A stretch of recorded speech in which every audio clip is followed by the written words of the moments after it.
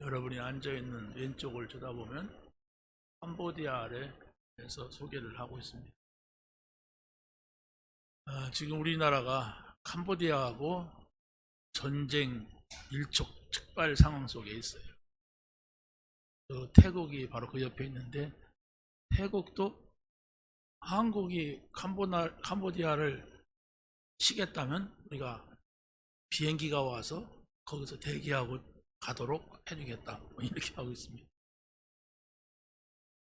근데 제가 볼 때는 거기까지는 안 갑니다.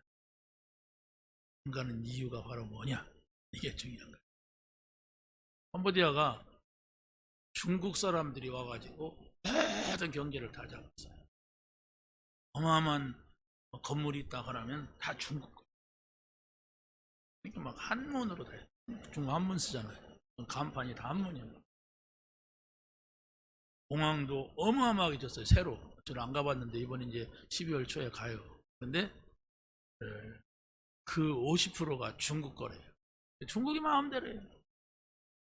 그러니까 중국 사람들이 어마무시하게 와 있죠. 그러니까 저 사람은 캄보디아 사람 같지 않다. 캄보디아 사람이 검잖아요. 그러면 중국 사람이에요. 중국 개든지.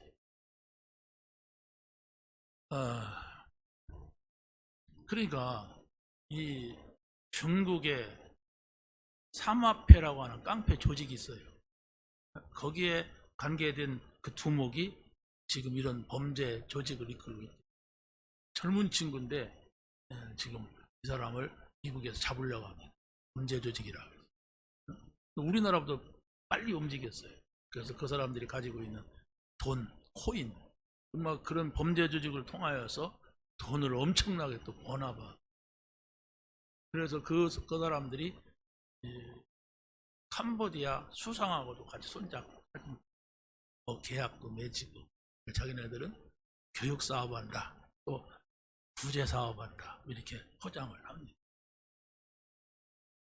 이렇게 될 수밖에 없는 게 지금 캄보디아는 그러니까 어마무시한 우상이 있어요. 저기 사진 밑에 보면 저런 우상이 있잖아요. 저게 어디야, 앙코르와트거든요.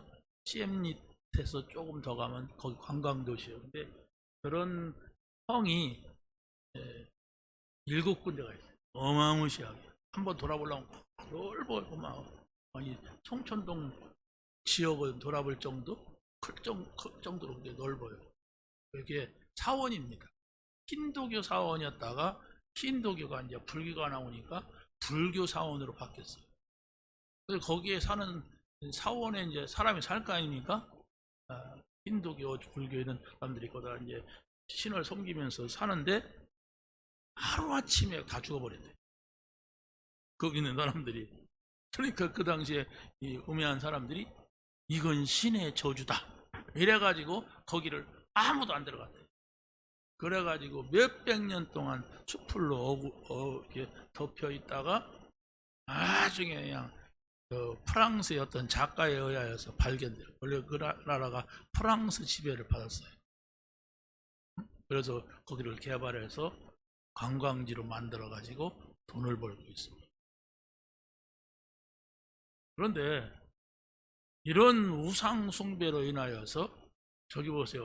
논놀 장군의 쿠데타, 또 폴포트 정권이 들어서는 거 그랬죠? 저 때에 어마무시한 일이 일어난 거예요. 저 폴포트 정권이 들어서 가지고 도시에 있는 사람들을 전부 시골로 쫓아오네요. 도시 사는 사람들이 어떻게 농사를 안 지었는데, 근데 농사 짓는 사람들을 다 도시로 이주시켜. 미친놈 아닙니까? 그런 일이 일어난 거예요. 그런데 또 뭐 지식인들, 돈만 있는 사람들, 손이 고운 사람들, 안경 쓴 사람은 다 죽여버렸어요. 그게 200만 내지 300만이라고. 이런 저주가 어디가 있습니까? 이런 저주가. 그것도 자기 자국에서만. 이게 우상숭배의 결과입니다. 그런데도 복음이 없으니까, 어두우니까, 깜깜하니까 이게 우상숭배의 결과라고 생각하지 않아요.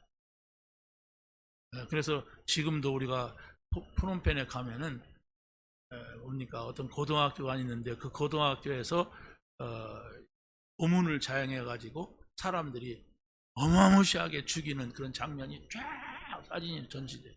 학교는 폐쇄되고, 뭐 그러니까 막 다 그냥 빨가벗 입고 막 임신한 사람 총으로 쏴 죽이고 어린애기 공중으로 던지면서 총을 지네 민족끼리 이런 미친 짓이 일어난 거야. 자, 그런데 그러고 이제 저 정권이 미국에 의하여서 무너졌어요. 무너졌는데 훈센 정권이 들어섰는데 훈센 정권이 들어서 가지고 지금 지났는데 그 훈센은 아들까지 정권을 이어가려고 그래 지금. 계속 완전 독재 정치하면서 모든 경제는 훈센 가족, 친척, 자기 부하들한테 다 모아주는 거야. 그러니까 그 나라는 총리부터 부정부패에 빠져있어요. 총리부터. 그래, 저것은 총리 아들 건물, 저건 총리 딸 건물, 저것은 총리 그리고 또 그 밑에 부하들, 군인들 그 사람의 건물 다 이래요. 그래도 아이고 뭐 폴포트보다 낫다 이러고 살아요. 아니 한 거를 하거나 이유를 달지 못합니다. 폴포트 때 너무 당해가지고 아이고 전쟁 안 일어난 것만 다행이다 이러고 이 사람들의 지금 나이 먹은 사람들이 없어요. 그 평균 나이가 40 몇 살이에요. 그 사람들 30 몇 살인가 뭐 아주 젊어요. 근데 다 죽어가지고. 그런데 이 사람들의 생각은 그래요. 그러니까 의식도 없어. 뭐 총리가 해먹든 말든 전쟁 안 일어나면 돼. 이랬어.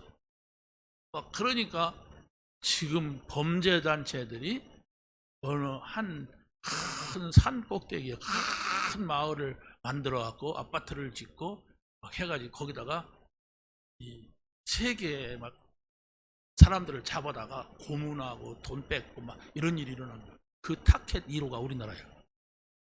네, 우리나라가 돈 많다는 사실을 알고 우리나라는 핸드폰만 가지고도 카톡으로 돈을 보내잖아요. 통장 없어도 그걸 이용해 가지고 이렇게 하는 거예요. 이번에 한 뭐 60몇 명 송환됐죠? 송환됐는데 거기에 놀라운 사실이 있어요. 내가 아는 사람이 있어. 내가 직접적으로 아는 건 아닌데 거기 가서 감옥에 있다가 하더니 결국 거기 있었구나. 명단이 나오더라고. 거의 범죄자들이에요. 한국에 살기가 어려운 청년들, 취직할 데 없는 사람들, 빚진 사람들 도망간 거예요. 그러니까 거기 범죄자 주동자들이 다 한국 사람이에요. 그래서 그 사람들이 60몇 명 잡아온 것이 안 가겠다 하는 사람들 많아요. 몇십 명 돼요. 왜? 가면 잡히니까. 우리나라 오면 잡히고 감옥 가야 되니까. 그래서 지금 캄보디아 가는 게 굉장히 주저되고 두려워요 지금. 근데 대학 범죄자들이 가서 그렇게 일을 저지르고 있어요. 그리고 또 계속 불러가. 한국에서 청년들이 왕창 돈 벌겠다. 한국에 있는 청년들이 어떻게 하면 내 이 빚을 갚을까 그러니까 그거 간단하게 갚는다. 한국 사람이만 하는 거야. 저쪽에서 한국 사람이 이용당해가지고 간단하게 받는다. 와라. 그 사람들은 거기 잡혀가지고 그리 건설을 올려야지 안 올리면 막 푸드로 맞고 막 죽기도 하고 막 그러는 거예요. 한 달에 한 주에 몇 건씩 올려라 뭐 이래가지고. 그러니까 한국 사람이야 그냥 중국 사람이 아니야. 저는 이게 검찰청입니다. 뭐 이래갖고 중국 조선족들이 전화 오고 막 그랬잖아요. 보이스피싱에. 근데 한국 사람, 여기서 간 사람들이 돈 벌러 간 사람이야.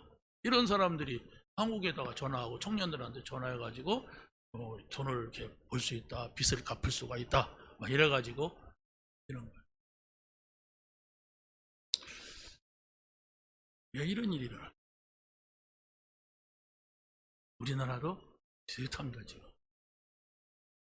그래서 전쟁 안 일으키고 못 일으키고 어마무시한 중국 자본이 우리나라 기업 다 들어와 주식 다 사고 있어요. 다른 나라에 있는 거 다 빼가지고 우리나라 지금 받고 있고, 중국 사람한테 많은 땅, 시골 땅들 다 팔고 있어요. 섬까지도 팔고 있어요. 지금 기업들 다 먹을 판이야. 땅도 다 먹을 판이야. 그걸 정부에서 허용을 해요. 법으로만 중국 사람들한테 주는 혜택을 많이 법으로 만들고 있어요. 그러니까 중국 사람들이 자기네들 보면서 한국 사람 나가라, 우리 땅 우리나라에서 지금 그러고 있어요. 지금 한국 사람 나가라, 우파 나가라 막 이러면서 중국 인간들이 데모를 하고 있는 판이에요. 지금 뭔가가 저쪽하고 중국하고 연결이 됐어요. 우리나라 정부가. 그러니까 내가 볼 때 캄보디아 전쟁 못 일으킵니다. 왜? 전쟁이 일어나서 문제가 될수록 내 문제인데.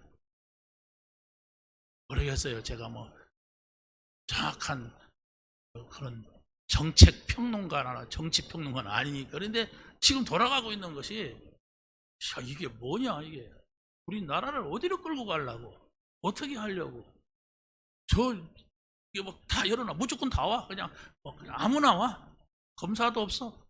중국 사람 오는데 제주도 같이 들어와요. 그냥 제주도 뭡니까, 비자 없이 들어오듯이 다 들어와요. 그러면 사기꾼도 오고 도둑놈도 오고 별놈 막 전과자도 오고 우리나라 돈 벌려고 오고 막 사기치려고 오는 사람들이 쫙 있는 거예요. 그러니까 막 차이나타운에 가면 개판이고, 서울에 가면 막 식당에서 우리나라 사람들은 담배는 밖에 가 피는데 담배 막 피는데, 여기 담배 피우면 금인구입니다. 그래, 상관없어요. 다리 막 책상에다 올려놓고 식탁 올려놓고 막 담배 피고 막 대책이 없는 거예요. 지금 그게 4개월 5개월입니다. 지금 이 정부가 들어서 이제 4개월 5개월 됐는데 이런 지경에 빠져 있어요. 이게 뭐 어떤 일이 일어나려고. 캄보디아 문제가 아니라니까. 지금 우리나라가 어떤 일이 일어나려고 우리나라 범죄자들을 거길로 또 가게 하고 또 잡혀오게 하고. 앞으로 우리 대한민국이 지금까지 중국 어마무시한 대륙에서 여적지 언어 고수하고 우리 신앙 고수하고 이렇게 살아왔는데, 저 나라가 지금 우리나라를 정권도 다 잡고 경제도 다 잡고 다 잡으려고 달라들고 있어요. 근데 국민들은요 아무 의식이 없어. 이번에 10만 원 준대.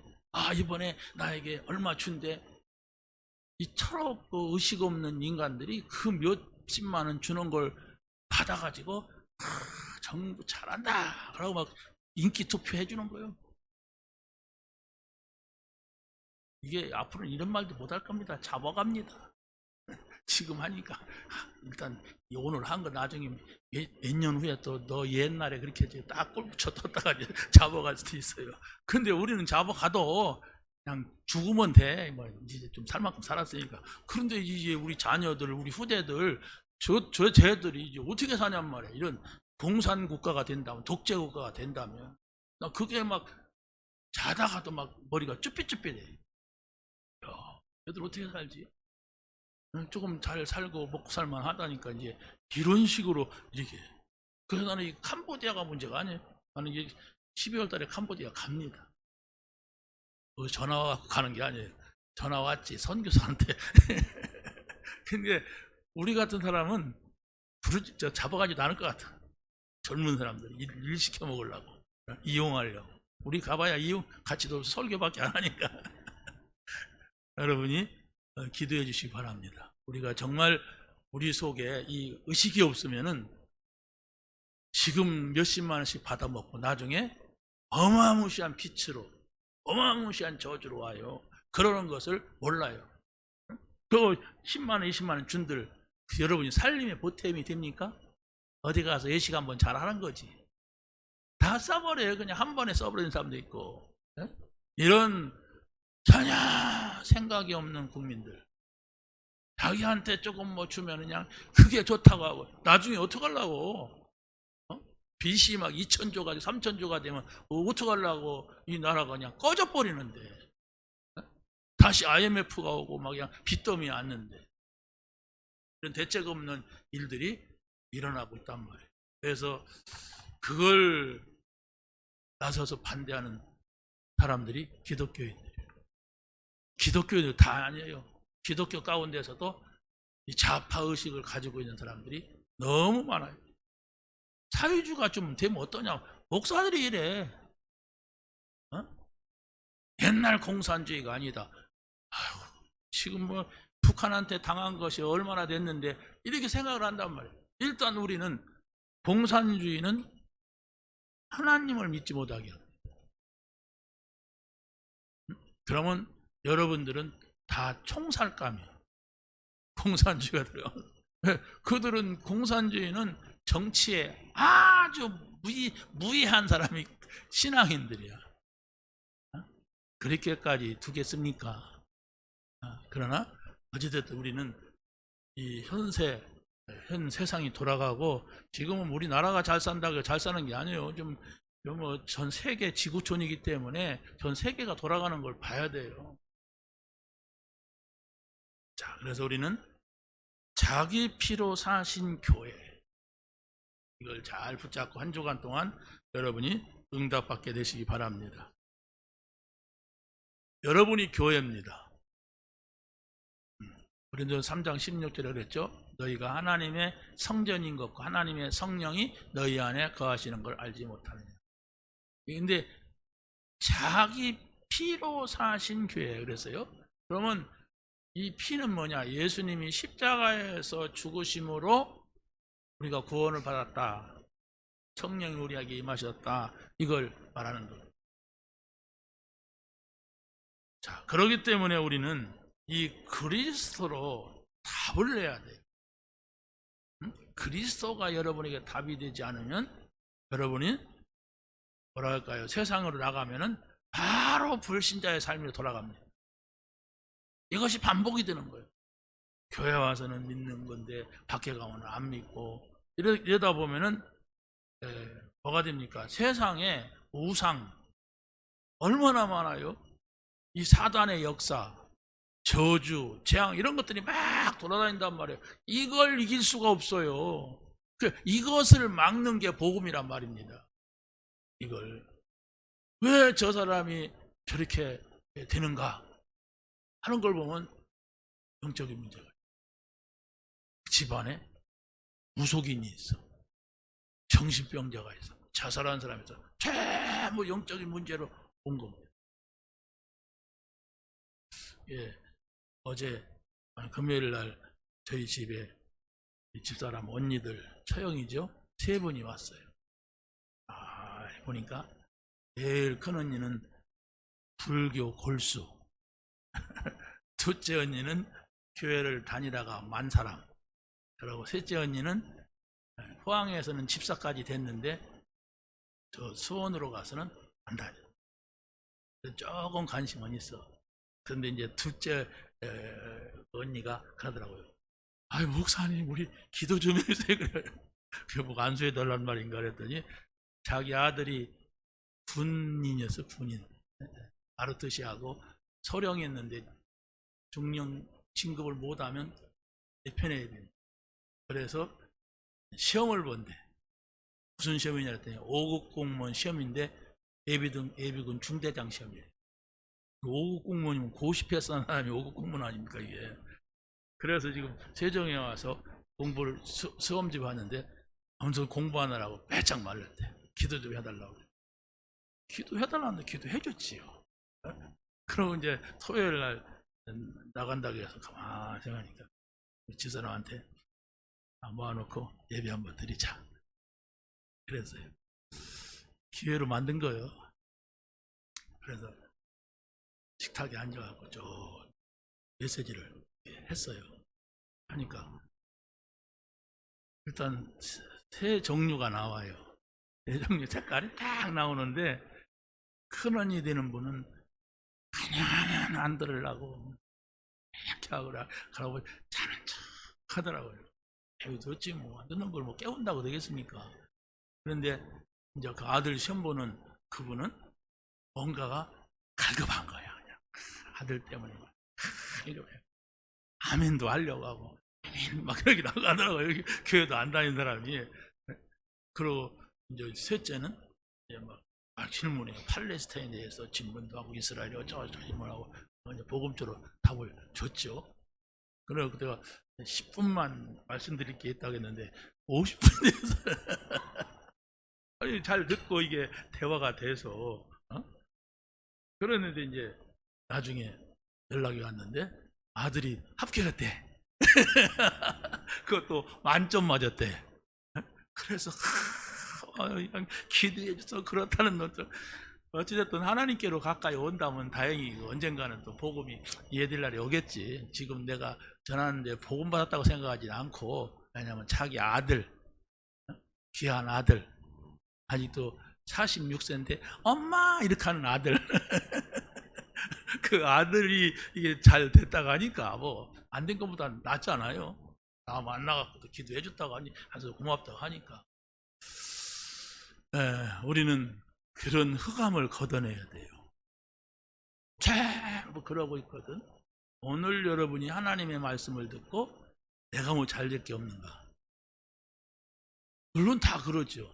그런데 더 중요한 것은 복음이 내 인생의 답이 돼요. 그래서 여러분이 가장 어려울 때, 가장 외로울 때, 가장 힘들 때 하나님께로 가야 되는데 딴 데로 가면 안 되잖아요. 어떻게 하나님께로 갑니까? 무슨 사진 붙여놓고 쳐다보면서 하나님께로 갑니까? 어떻게 합니까? 여러분이 하나님의 말씀 앞에 서야 돼요. 그래서 뭐 저도 24시 즐겁기만 한 건 아니잖아요. 뭔 소리 들으면 불신앙적인 생각도 들어가고 왜 저런 소리를 하지? 이렇게 하고 막 외롭기도 하고 말할 수 없는 것도 있고 그래요. 그러면 가장 좋은 것은 그런 때는요, 머리 복잡하면 기도도 안 나와. 기도하면은 막 그런 생각이 막 들어가요. 어떻게 합니까? 기도는 내가 하나님 앞에 서는 건데. 그래서 찬송을 해봅니다. 그러면 찬송할 때도 또 헷갈릴 때도 있어. 머리가 복잡하면. 그러면 또 우리가 뭐 7망대, 7여정, 7이정표 그걸 읽어보기도 하고 강단의 메시지를 읽어. 이게 내가 하나님 앞에로 가까이 가서 하나님 앞에 서는 거야. 만약에 하나님 내 눈앞에 쫙 나타나서 얘야 그건 이거고 이건 저거다 이렇게 말한다면 얼마나 좋겠어요? 그렇다면은 보통 문제가 아니에요. 나만 만나줘야 돼 그분이. 그럼 나를 만나면 저 서울에 있는 사람 어떡하고 저 미국에 있는 사람 어떡하라고. 그렇기 때문에 내가 그분을 만난다는 건 너무 어렵습니다. 눈에 보인다면. 근데 눈에 안 보이니까 내가 쉽게 말씀으로 만나는 거예요. 영으로 만나는 거예요. 그럴 때 우리에게 복잡한 생각들도 내려놔지게 되고, 그래서 여러분이 말씀을 들을 수 있다는 거, 그런 뜻이구나. 내가 찬송을 할 수 있다는 거, 기도할 수 있다는 거, 그건 하나님 앞에 서는 거예요. 반대로 내가 말씀이 들리지 않아. 뭔 말인가 모르겠어. 듣고 말아. 난 기도할 수가 없어. 나 하나님 원하고는 이게 안 돼. 난 찬송을 해도 내 마음속에 딴 생각만 들어가고 짜증나.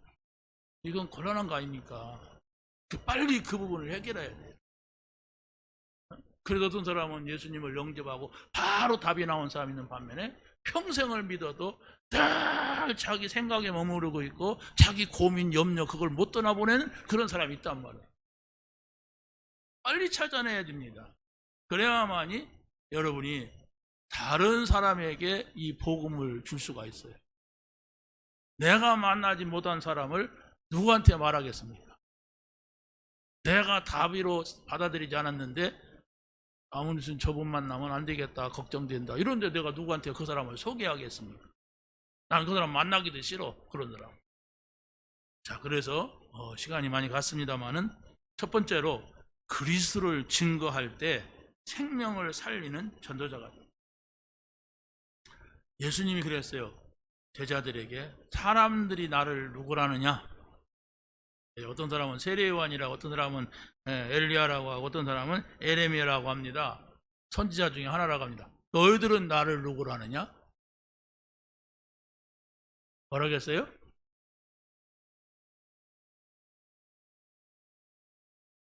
여러분이 예수가 그리스도라는 사실을 믿습니까? 문제가 오면은 그리스도께로 가지 않고 여러분의 생각 속에 빠집니다. 우리 청년한테 물어봤어요. 어떻게 하느냐? 문제 왔을 때 이렇게 잡니다 이런 사람도 있고 어떤 사람은 고민하다가 좀 메시지 봅니다 뭐 이런 사람도 있고. 답내야 돼요. 뭐 답이 되지 아니하면 여러분들은 공허, 흑암, 혼돈 속에 빠져. 그게 바로 사단이 놓은 덫입니다. 여러분이 복음을 듣고 하나님을 믿는다는도 행복하지가 않아.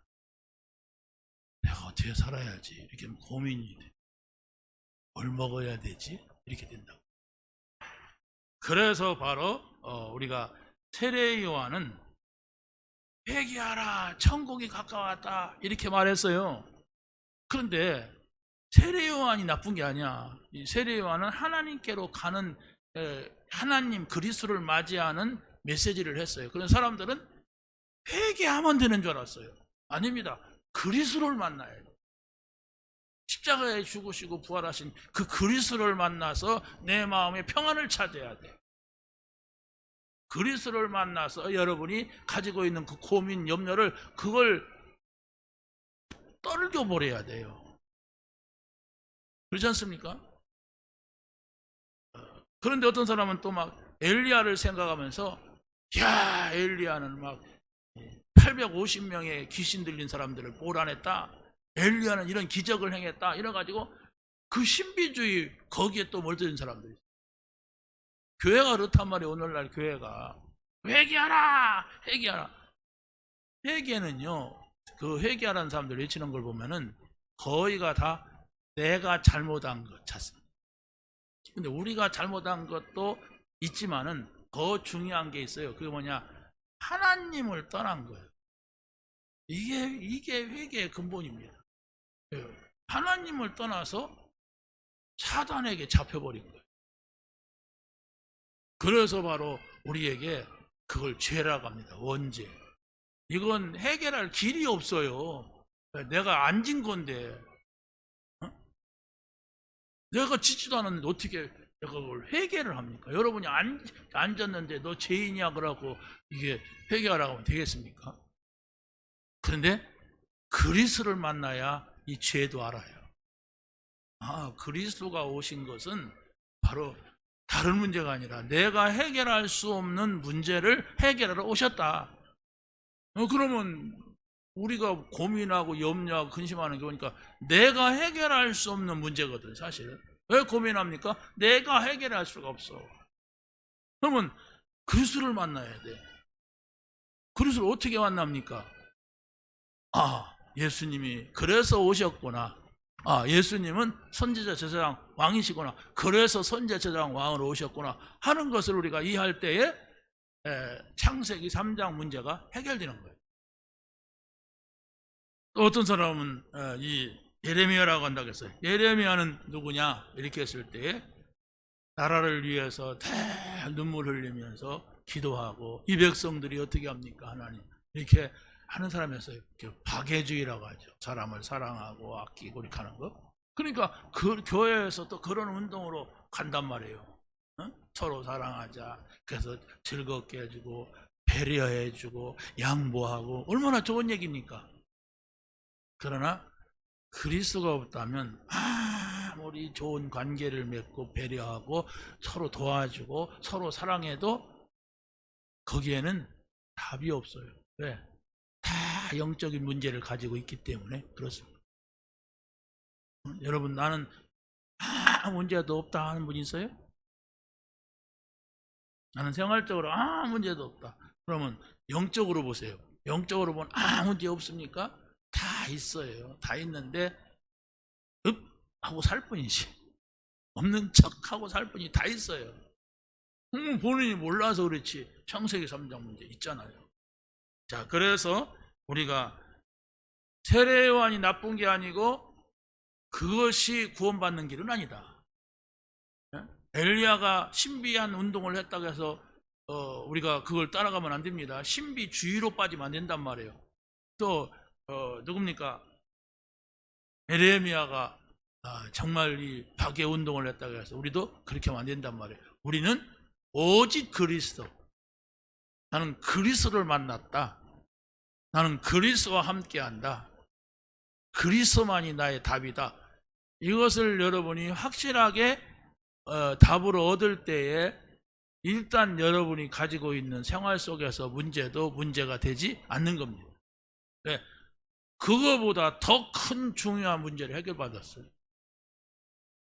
밥 좀 조금 못 먹고 옷 좀 못 입는다고 해서 그게 문제가 아니라면, 누가 조금 뭐라고 해서 자존심 상하고 그게 문제가 아니라 우리 인간은 행복을 찾을 수가 없는 존재예요.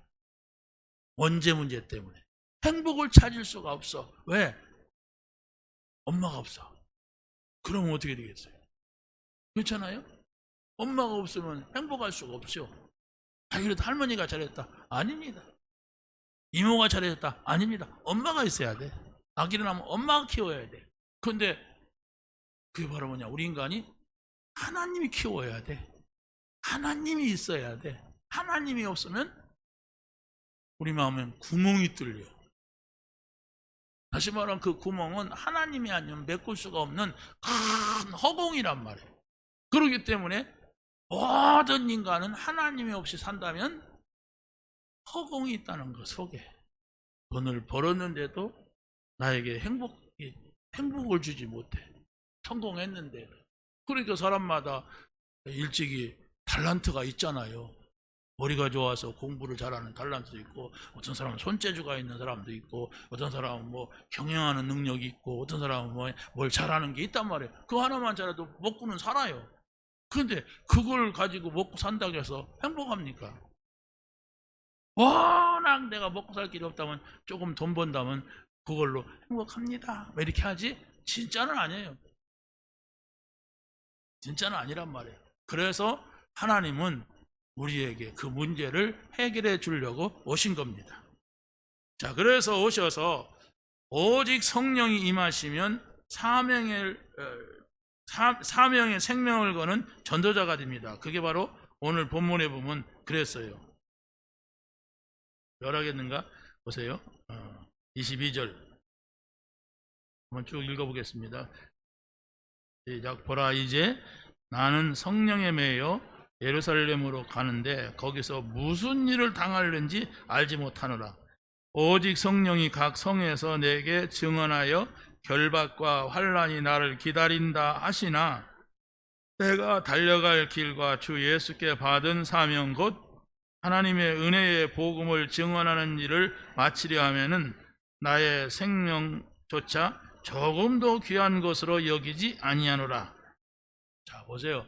바울의 심정이 어떤 것인가? 우리는 다 두렵잖아요. 캄보디아 가면 혹시라도. 저도 그런 생각이 들더라고요. 그렇게 막 납치를 하면은 공항이 캄보디아 푸놈펜에서 1시간 거리 차로.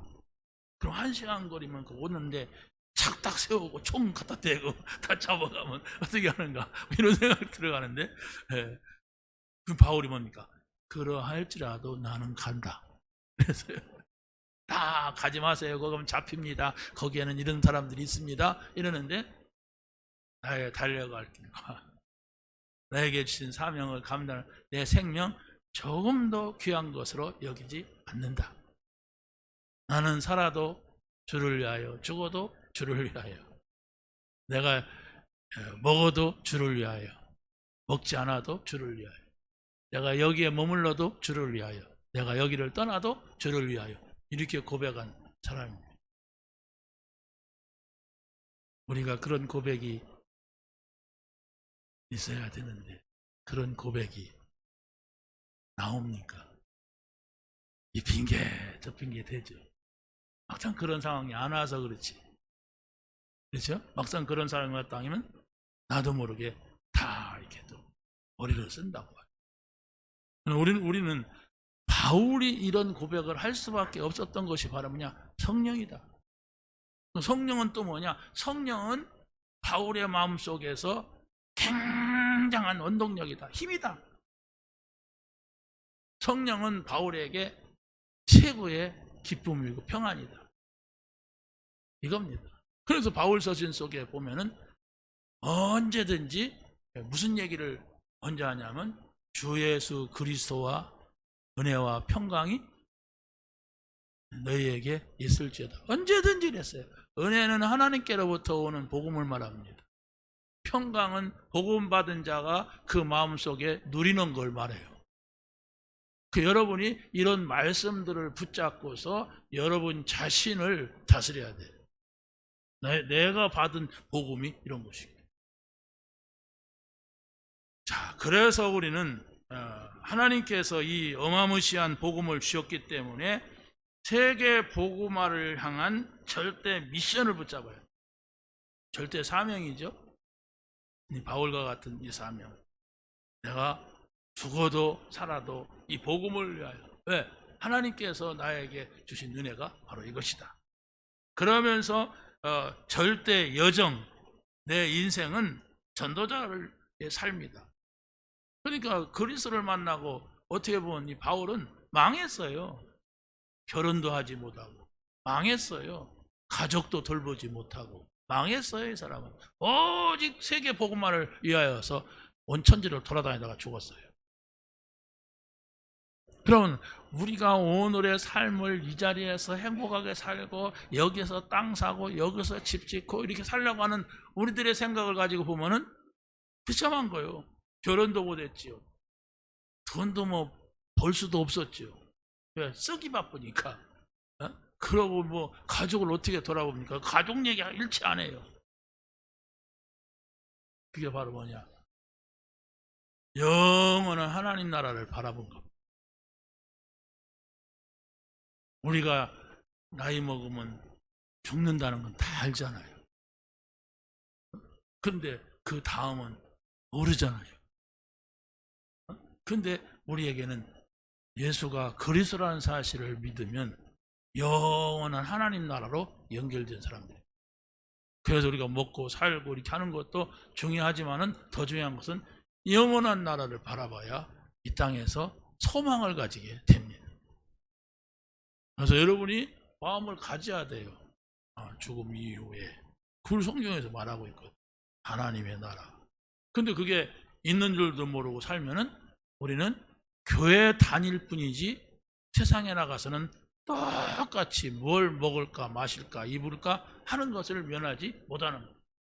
그 먹을 거 많으면 할렐루야 하다가 먹을 것이 없으면 희망하고 고민하고 다 그러잖아요. 다 먹을 걸 위해 살잖아요. 그러니까 예수님께 물었어요. 뭘 먹을까 마실까 입을까 하지 말아라. 그건 다 이방인들이 하는 거다. 너희는 그 나라 하나님의 나라 그의 하나님의 뜻을 찾아라. 그리하면 이 모든 것이라는 건 우리가 육신적으로 찾는 걸 말합니다. 이 모든 걸 너희에게 약간 내가 보태주마 그랬어요? 더 하시리라. 더 하시리라. 믿으시기 바랍니다. 그래서 우리는 우리 앞에만을 쳐다보는 것이 아니고 깜도 안 되지만 237 나라 세계입니다. 이게 세계가 237개 나라라고 그래요. 5천 종족이라고 합니다. 근데 세계 나라를 절대 목표로 붙잡는 거예요. 어떻게? 오직 성령이 너에게 임하시면 너희가 권능을 받고 예루살렘과 온 유다와 사마리아와 땅끝까지 이런 내 증인이 되리라. 어떻게 해요? 성령이 시키는 일을 하자. 이 생각을 계속 해야 됩니다. 그게 전도자예요. 성령이 보내시는 곳으로 가자. 이게 전도자입니다. 성령께서 막기도 하고 열기도 하신다. 그 문을 보자. 이게 우리가 캠프를 앞두고 있는 우리의 자세가 돼야 됩니다. 성경에는 13장에 나오니 사도행전 13장에 나오거든요. 16장에 하고. 그러니까 여러분이 어떻게 내가 캠프 메시지를 잡을 것인가? 하자는데 나는 안 하고 싶은데 하자는데 어떻게 가야 된단 말이냐? 내 실력으로. 이렇게 했을 때 여러분이 먼저 말씀을 딱 잡으세요. 어떻게? 성령의 시키는 일이 뭘까? 아니 내가 시킨다면 여러분이 나한테 물어봐야 하잖아요. 목사님 뭐라고 하시던 이렇게 하잖아요. 근데 성령이 시키는 일이 있단 말이에요. 그러면 성령이 시키는 일이 뭘까? 바울은 어떻게 이것을 알았을까? 어떻게 성령의 시키는 일을 따라갔을까? 이걸 찾아야 돼요. 분명히 성령이 보내시는 곳이 있단 말이에요. 그것은 어떤 것이냐? 이따가 오예배 때 이 메시지를 우리 캠프 첫날이나 이렇게 말씀을 드릴 건데 참고하시고, 마지막입니다. 자기 피로 사신 교회를 보살피는 전도자. 다시 말하면 하나님은 자기 피로 사신, 여기서 사실 하나님이 아니고 그리스도의 피로 그래야 하잖아요. 근데 여기 성경은 뭐라고 하냐? 하나님은 자기 피로 사신 교회라고 했어요. 왜 그랬을까요? 생각해 보세요. 왜 자기 피라고, 하나님이 자기 피라고 했는가? 예수님이 누구십니까? 하나님의 아들. 여러분의 아들이 어린데, 젊은데 죽었다. 어떻게 되겠어요? 나는 할머니야.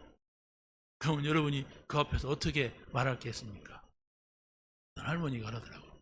내가 죽어야 하다는데 네가 죽었구나. 이런단 말이에요. 그 심정이야. 우리를 구원하시려고 하나님께서 그리스도를 보냈어요. 예수님께서 십자가에서 뭐라고 했습니까? 엘리 엘리 나마 사박다니 이랬어요. 나의 하나님 나의 하나님 어찌하여 나를 버리시나이까? 이 비명을 질렀어요. 하나님 살릴 수 있어요 없어요? 살릴 수 있어요. 야, 십자가 지지 말아라, 내가 짓게 할 수 있습니다. 그런데 바로 그리스도가 오셔야만 우리 인생의 문제를 해결하기 때문에 바로 예수님이 그렇게 비명 속에 가셔도 그걸 보신 거예요. 기다린 거예요. 참은 거예요. 왜?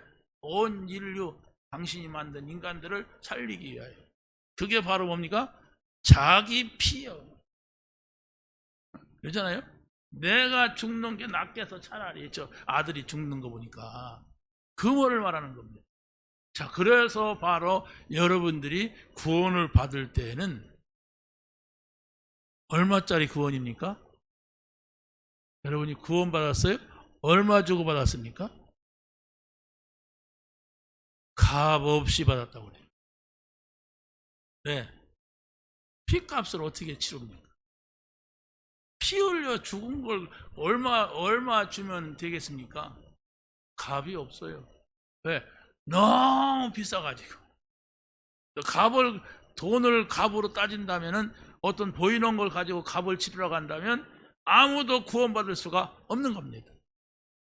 이 은혜를 받은 사람들이 우리입니다. 그래서 여러분이 정말로 뭘 생각하느냐? 모세의 성막, 솔로몬의 성전, 그리스도의 교회, 이걸 딱 기억을 해야 됩니다. 이게 바로 무슨 말이냐? 모세의 성막이라고 하는 것은 이스라엘 백성들이 애굽에서 노예 생활을 하다가 거기에서 나왔어요. 그래가지고 광야에 나왔는데, 광야는 사람 살 곳이 아닙니다. 그런데 하나님께서는 광야에 데려다 놓고 그들을 40년 동안 거기에 살도록 먹을 걸 대줬어. 만나. 마실 걸 대줬어. 생수, 바위를 쳐서. 그리고 고기를 먹게 했어. 그게 메추라기. 밤에는 불기둥으로 따뜻하게 해주고, 또 낮에는 더우니까, 사막이니까 구름기둥으로 막아주고. 그게 바로 하나님께서 당신의 자녀들을 지키셨다. 단 하나, 성막에서 예배해라. 그러니까 이 성막은 하나님과 만나는 장소였어요. 이스라엘 백성들이 그 죽게 생긴 사막의 현장에서. 그게 바로 여러분이 돼야 된단 말이에요. 하나님 만나는 장소, 하나님 만나는 시간.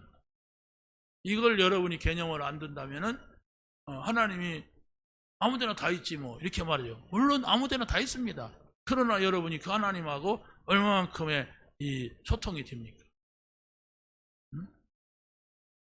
자, 그래서 성막에서는 끊임없이 우리를 위하여서 예수님이 죽으실 것을 말해주는데 그게 피의 제사입니다. 그래서 바로 하나님이 임재하시는 그 거처로서 생각한 게 성막이에요. 그래서 바로 거기에서 기도하고 거기에 성막이 모든 이스라엘 백성들이 바라보는 삶의 방향이었어요. 그 집도 그 성막을 향해서 짓고 기도도 그쪽을 향해서 들판에서 할 때 하고 했습니다. 그리고 두 번째는 솔로몬의 성전입니다. 이제 이스라엘 백성들이 광야에서 가나안 땅으로 들어와 가지고 건물을 지었어요. 성전. 거기서 예배를 하는 거예요. 근데 거기에서 가장 중요한 게 세뜰을 행했단 말이에요. 물론 그 안에 언약궤가 있고 거기에 뭐 법궤가 있고 중요하죠. 그러나 중요한 것은 이스라엘 백성들이 와야 되잖아요. 그 와야 되는데 어디로 와야 세뜰에 모였단 말이에요. 세뜰에 모여가지고 거기에서 말씀을 듣고 거기에서 기도를 하고 거기에서 예배를 하고 그랬어요. 왜? 성막 성전에는 제사장밖에 못 들어가. 지성소에는 아니 뭡니까? 성소에는 제사장들이 들어가고 지성소에는 대제사장이 들어가는데 1년에 한 번밖에 못 들어가. 생각해보세요. 성소와 지성소도 제사장 아니면 못 들어가. 들어가면 죽어 그냥. 그 대제사장도 들어가서 죽을까 봐서 이게 허리다가 끈을 메고 갔대요. 왜? 죽으면 누가 꺼내와? 그 대제사장도 죽었는데. 그러면 옆에다가 또 방울을 달았대. 고양이 같이. 그래서 들어가서 이렇게 왔다 갔다 하면 방울이 소리 나겠죠. 딸랑딸랑. 아, 살아계시구나. 방울 소리가 안 나. 죽은 거예요. 그럼 그 끈을 잡아당기는 거예요. 시체를 꺼내야 돼.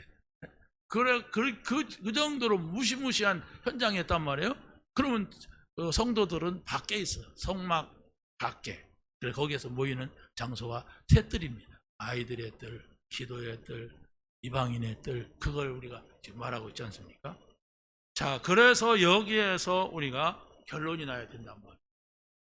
하나님께서 우리를 만나주시려고 이렇게 하셨다. 그런데 예수님께서 오신 이유는 바로 뭡니까? 교회를 세우시는데 교회를 어디다가 세우느냐? 이 예배당도 중요하지만 가장 중요한 것은 여러분 안에 성령을 모시는 거예요. 그래서 바로 우리가 피로 세움을 받은 교회입니다. 예수 그리스도의 피가 우리에게 온 거예요. 그래서 십자가에서 죽으실 때 예수님이 하신 말씀이 그게 중요하단 말이에요. 다 이루었다. 다 끝냈다. 여러분이 이 사실을 믿어야 돼요. 그래도 그렇지 내가 한 것도 없는데 뭘 다 끝내. 내가 해야지. 그래도 그렇지 이것만큼은 아닐 거야 하면서 고민한다면 그게 불신앙이에요. 다 끝내셨음을 감사합니다. 그게 신앙이에요. 그거 받아들이는 거예요. 인상 쓰면서 그래도 그렇지 아멘 아멘 이러면 안 돼요. 빨리 전환시켜야 내 생각을 내 마음을. 아니다. 이것까지도 예수님이 다 해결하셨다. 이것도 끝냈다. 이러면서 여러분은 하나님을 찬양할 수 있고 하나님 앞에 기도할 수 있고 하나님이 주신 말씀을 붙잡아야 됩니다. 그랬을 때 우리는 성령으로 하나가 되는 거예요. 그 말을 할 때 서로 소통이 된단 말이에요. 성령으로 하나된 공동체가 교회입니다. 여러분이 어떤 곳에 가서 어떤 일을 만나고 어떤 일을 하더라도 거기에는 한계와 문제와 어려움이 있습니다. 그때마다 여러분이 고민하지 마시고 염려하지 마시고 예수님의 십자가를 바라보시기 바랍니다. 다 이루었다고 하시는 말씀을 붙잡으시기 바랍니다. 여러분에게 이 은혜가 있기를 예수님의 이름으로 간절히 축원합니다. 하나님 감사합니다. 오늘 주신 말씀을 붙잡게 하시고 이 말씀을 누리고 증거하는 증인으로 서게 하옵소서. 예수님의 이름으로 기도합니다. 아멘.